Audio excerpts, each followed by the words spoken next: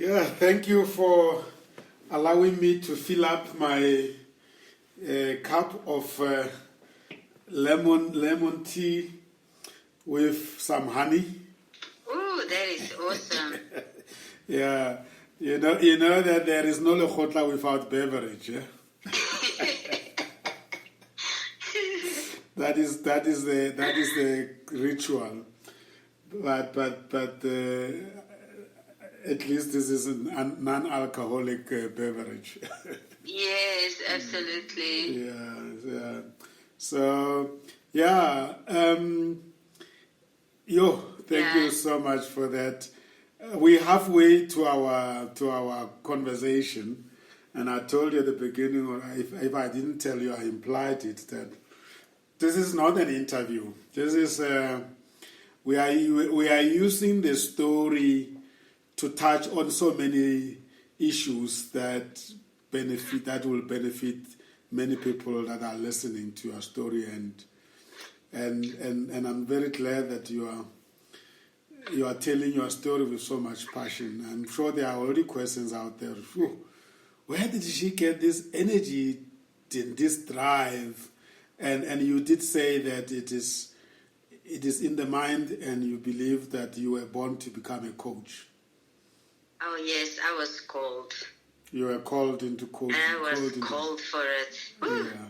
We'll connect that when we come back to the actual coaching practice that you run. But I still want to connect the dots. So it looks like your life at the campus was beautiful, you know? Yes. And will you like to say that this was another escape away from the Cape Flats and its own ills? Absolutely, and that's why I lived on campus. I just thought living in the Cape Flats and being at UCT, it just would not work. And then tell me, were you not disturbed sometimes or worried and concerned about the well-being of your siblings and your parents out there in Cape Flats? No, I was hopeful that they would follow my brothers and sisters the same strategy I followed.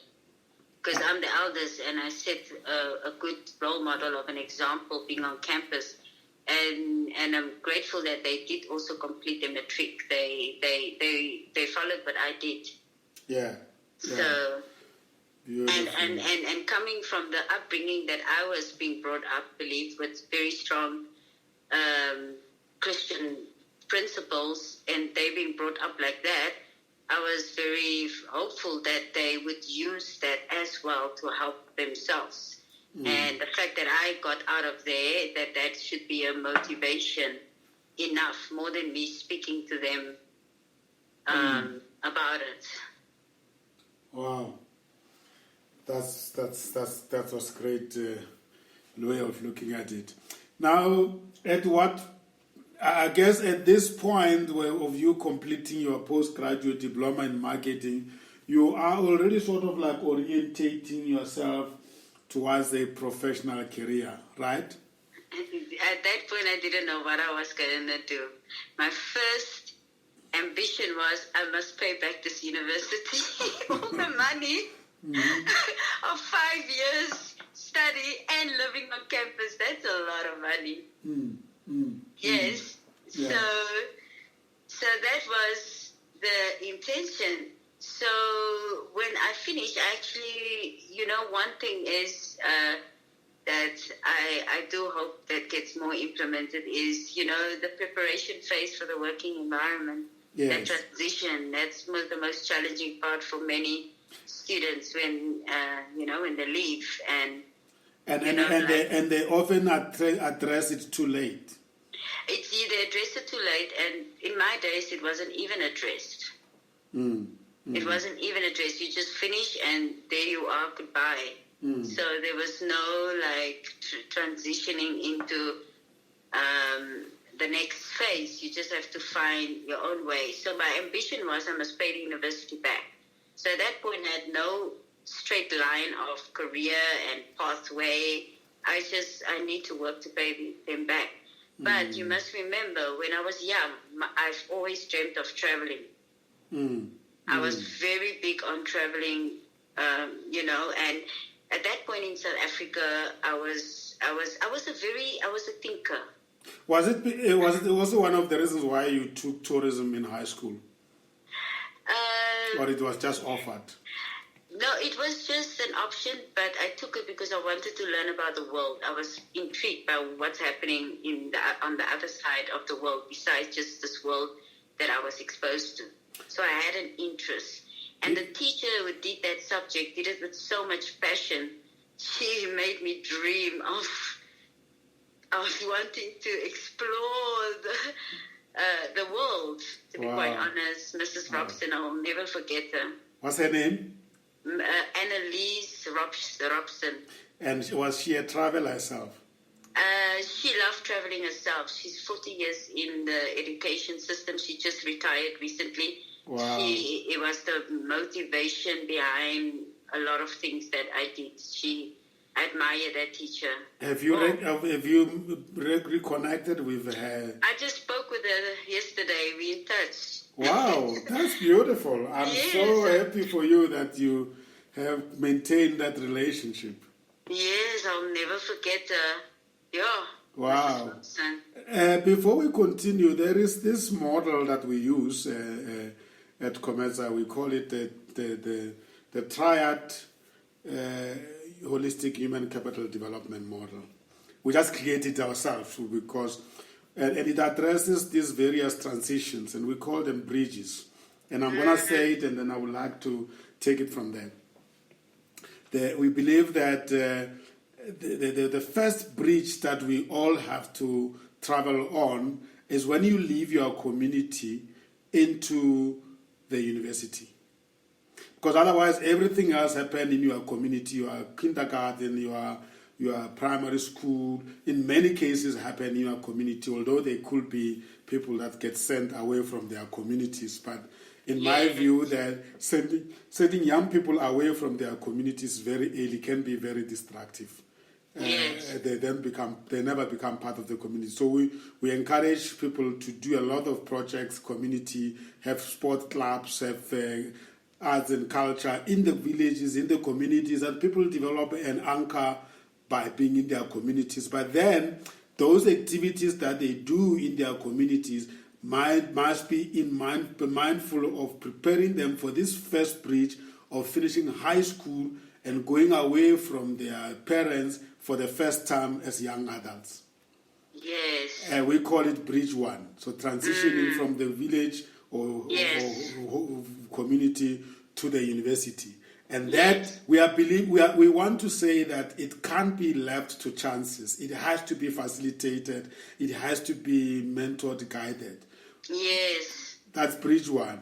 So Bridge 2, when you are in the university, a lot of universities offer what we call, they have got what we call cooperative education department, which we didn't have during our times.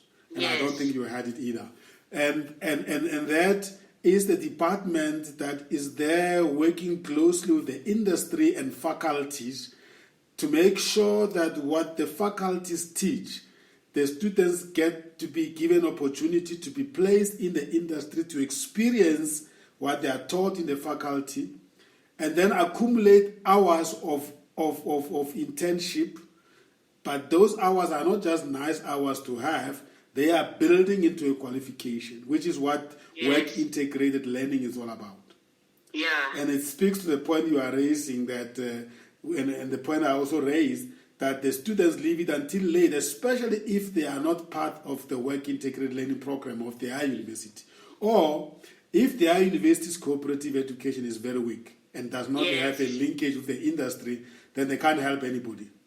Yes. Yeah. Yes. And and that's where I want us to take it from, because that second bridge, we call it work integrated learning bridge. In other words, you don't leave the university not knowing what you are going to be doing and not going to see the industry for the first time. You ought to have been interacting with the university, with the industry. You ought to have received people from industry coming to you to tell you about industry. Yeah. You ought to have visited trade fairs, exhibitions, visited industries so that you have an idea of what you are. Ideally, that's how it's supposed to be. Yes. Yeah? So that's the second bridge. I will leave the third bridge and we'll talk about it when we come to the right point. Now, so yours was just, again, like the way you walked 30 kilometers to campus from high school. So that was no bridge, that was just a walk. A long walk to freedom. Yeah. So this now from the university, what happened? What bridge did you walk? Was there any bridge, or it was just another trial and error? No, it was that time, I didn't even know which direction. There was no mentoring. There was no guidance. There was no one. I did not know what to do. However, I wanted to travel and see the world, so I got to look in newspapers, opportunities abroad. And at that point, I didn't know who I was and who I am and in myself, but I just wanted to travel. And to travel and do what? See what? Travel and see the world. Travel and see the world. Yes, I was at UCT. I got that, achieved that first goal of my life. And now my goal was I want to travel and see the world. I was always intrigued by. I'm an information sucker, and I like to seek after the truth. I like knowing. And I like a variety of things, and then I can choose from it. So growing up in South Africa under this box that I was placed in to believe and given a category and a title in who I am, I was not happy about it, and I was not free from the imprisonment of this, of apartheid. And that my identity was confused to me now because I was told that I am this race, and I was treated in a particular way, and this is now the classifications of the apartheid system of you are African or you are black. They were confused even then. I don't know whether they called me African or black. But with you guys, they were clear. You were as the clear land. Yeah, yes, you are colored. Even though my dad is African, Xhosa, and my mom is colored. Yes. So you were classified colored. Yes, according to the South African system. So, and I was very bothered by these labels, and it just didn't work for me. So, for me to find out my own identity, I felt I needed to travel. I needed to see something different. I needed to go and learn other cultures and see how other people think, how other people live. And then I want to make a decision as to what my parent taught me to believe. Is it really true? Am I going to take it on just because it came from them? What if they were wrong? What if my country was wrong in what they taught me in my community and educational system? So I want to go and search how other people think and feel and how they see the world. And then I want to make a decision as to who's Esme. Who's Esme? How's Esme going to define herself? But I needed more information to make an informed decision. And that's where the drive of traveling came. It was a pursuit to discover myself, who I am, and I needed to leave the prison of South Africa to find that. Yes. And what was the first stop? And the first stop was the U.S. I'm quite honest. That's where the cruise ships came into play. Oh, it was the best years of my life. How did it happen? Oh, I searched and I found a job on the cruise ships, and it was just best because it was like you live on the ship. You live there. You save a lot of money. Which cruise liner was that? My first was Oceana Cruises. Wow. They were my first. Those are the cruises that people can only dream of. Only dream of. I was the only black person there. That whole ship. And where in the U.S.?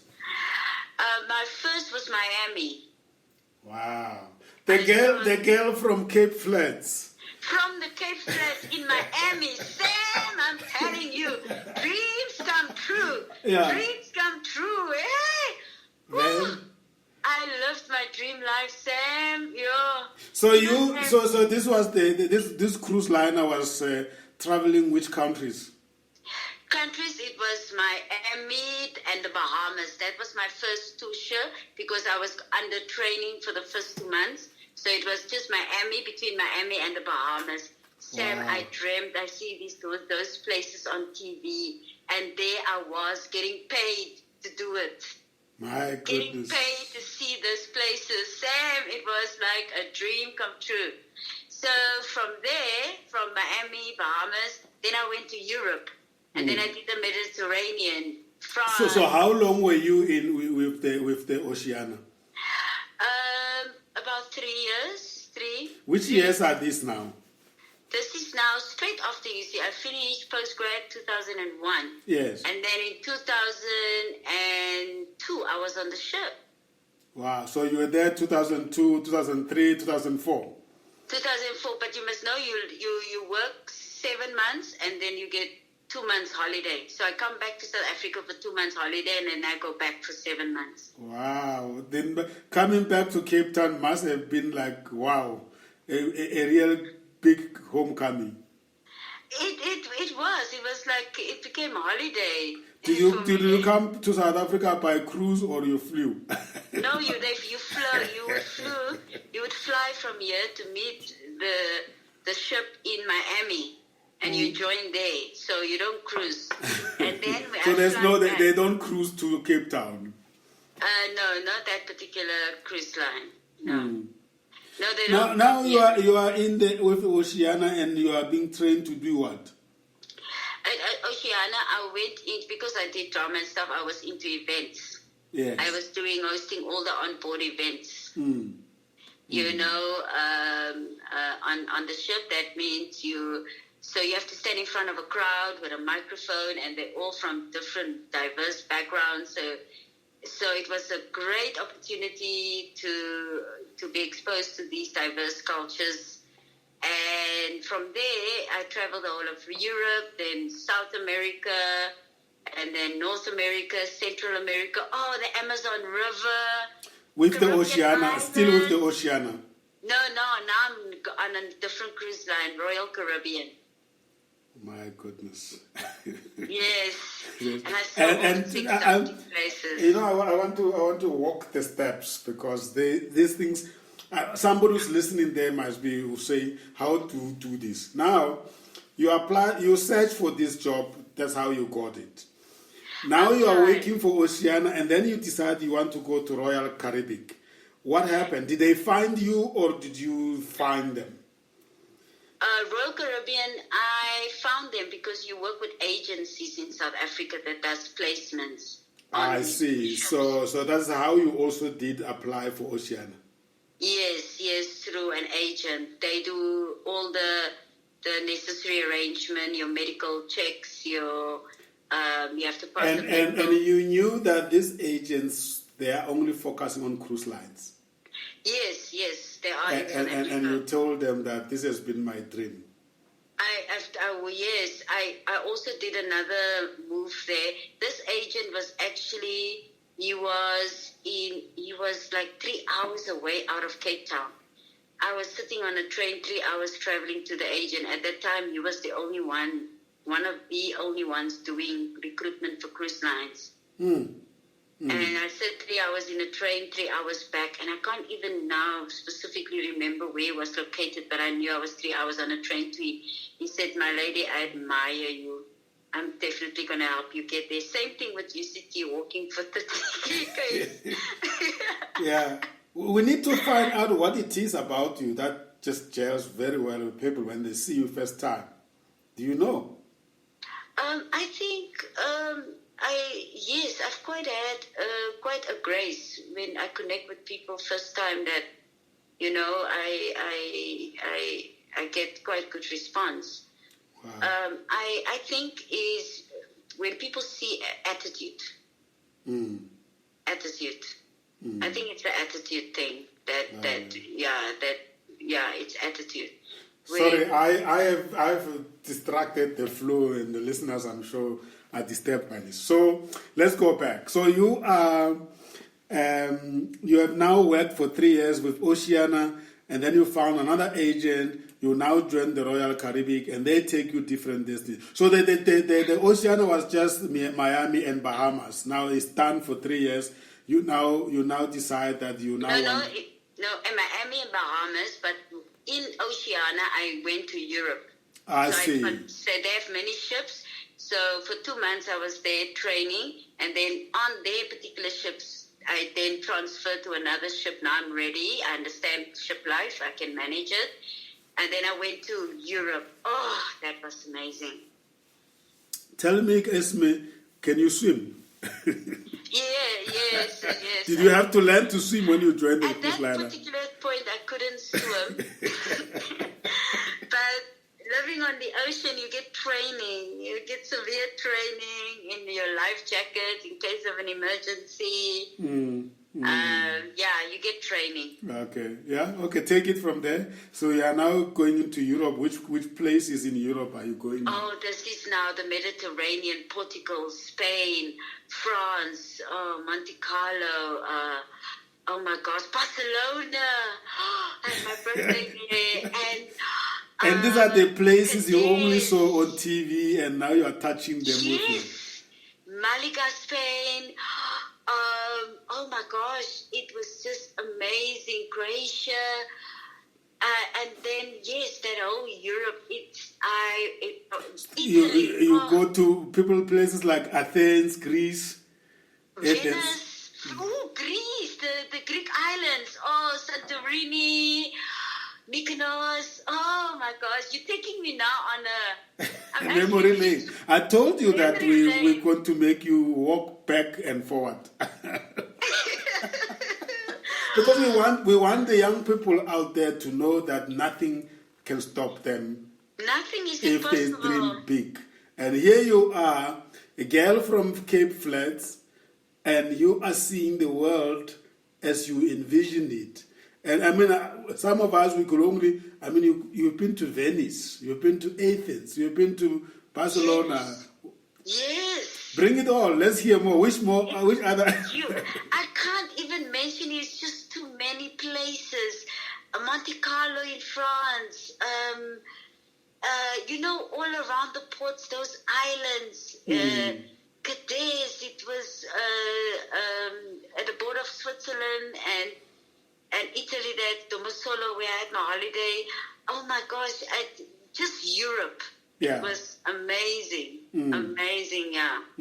And then you got the ship get to dock, and then you also then get to be given time to see the cities, right? Yes. Sometimes we'll stay in Barcelona for 3 days. So you in and out. You at night in Barcelona. You're just on the ship.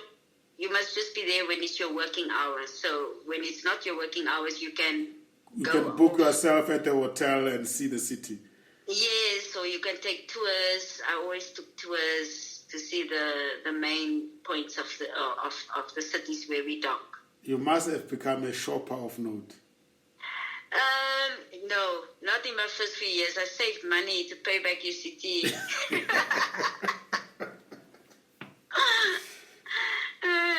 That was the whole. You see, I was blessed. Because I saw the world for free, I got paid for it, and I paid UCT back. So I burned two years. It was amazing. Wow! Does the alumni at UCT know what became of you? Oh, or they don't really go that far. I haven't gone. I should actually go back to drama school and go visit. I haven't gone really that far. Yes. I think you will be an inspiration to them. Yeah, maybe. Yeah. Anyway, so now you are traveling there, and you're still doing events. Yes, absolutely. Yes. And it's you say it's still Oceania. I heard you mention Royal Caribbean. Yes, Oceania is still Europe, and then it was Royal Caribbean after the 3 years. And where are the Royal Caribbeans based? Royal Caribbean is also based in the US, their offices, their head office. But now they were traveling other places, and I wanted to see more. You see, I got addicted to the whole traveling thing. And now you're starting to go which places then? And now we're going to South America. Oh, wow. That was amazing. Argentina, Brazil, Venezuela, Chile, Amazon River. Oh. Wow. Wow. Oh. And then you wanted to share with me the beauty of the Amazon. Oh yes, the jungle. It was amazing experience, that whole jungle in the Amazon. And you know, Esme, and I'm sure these things changes your perception of the world, and you almost want to. And I mean, I didn't travel like you traveled, but obviously I lived out of the country, and you start actually wanting to feel sorry for the African child. When I say African, I'm not saying black, I'm saying African child from this part of the world who only hear about the world, and therefore the perspective of the world is as limited to what they read and what they see on TV. And you wish every child could see that what you have seen and appreciate being part of the bigger world. Absolutely, Sam, because the world is nothing of what the media is telling you it is. I also was in China. Okay, that we're going to get to that. But the world is not like it is on media until you really go and experience it. And I tell you, traveling is an education in itself that no university or no your working environment can ever give you. Yes. And I agree with you there. And I regard Commercial Radio Africa as a media as well, but not that type of a media. I do agree with you that I think media sometimes owe us a lot in terms of the way they paint the picture of the world. Yes, because it's someone else's perception of the reality and they're giving it back to you. Yes. Unless you really go there and you're there yourself, and you make up your own perception of your experience. You know, I've always said, and we are conversing now, and I think we keep on throwing in some little salt there to make it more palatable and tasteful for our listeners. One of my biggest sport that I love so much is Formula One. And I always follow how these guys, they give you a schedule for the year. And I used to take the whole schedule and put it on my calendar for the year. I never miss Formula One. This year I was very disappointed because of COVID. But you'll see how these guys arriving in the city for the week of Formula One, how it transformed the whole city.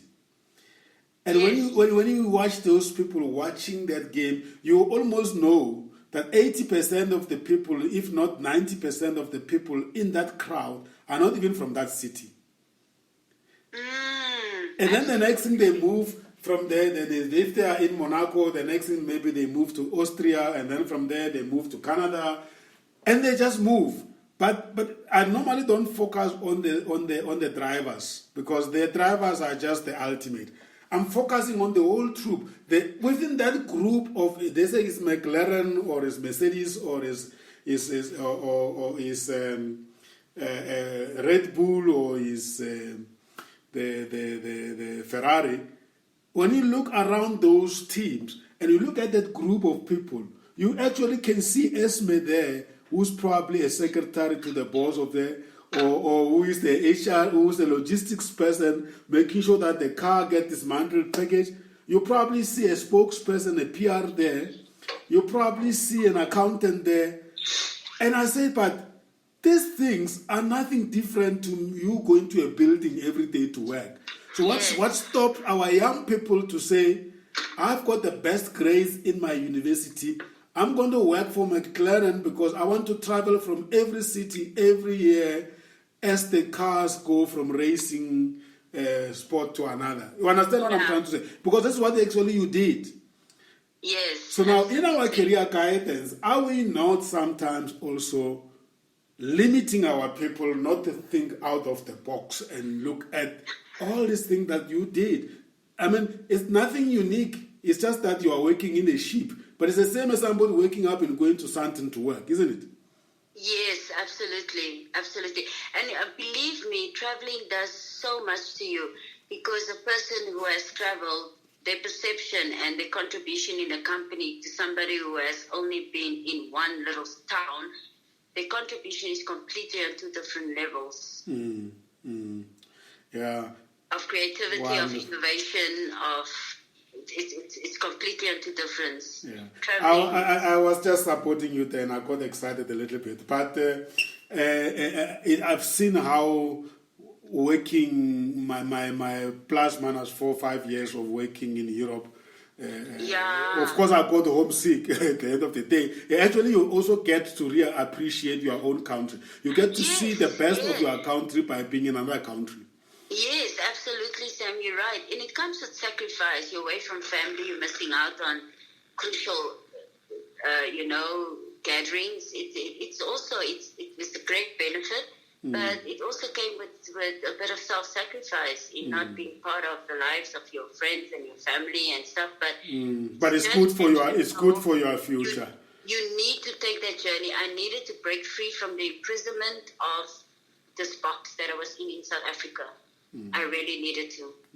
That's why I'm a greatest proponent of what our government is doing, although they can do more of it, where young people are given bursaries to go and study in Cuba, China, you name it. Yes. More of that really needs to be done, because while you are still that young, you are able to can sacrifice that way.